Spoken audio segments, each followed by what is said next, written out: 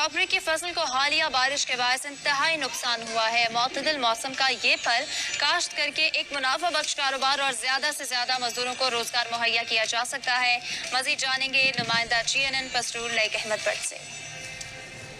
जी शुक्रिया। मैं इस वक्त मौजूद हूँ खूबसूरत सरसब्ज व शादाब स्ट्रॉबेरी के खेत में। सुर्ख रंग का फल जिसे कोई भी देखे तो उसका दिल ललचाए। यहाँ पर आपको ये भी बताता चलूँ कि ये फल खूबसूरत मज़ेदार होने के साथ साथ इंतहाई सस्ता है, जिसकी वजह से हर अमीर गरीब की पहुँच में है।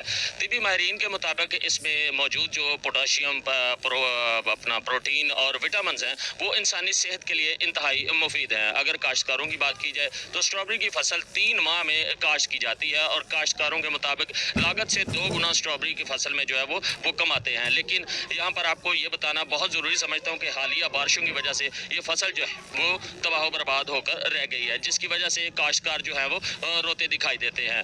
जी।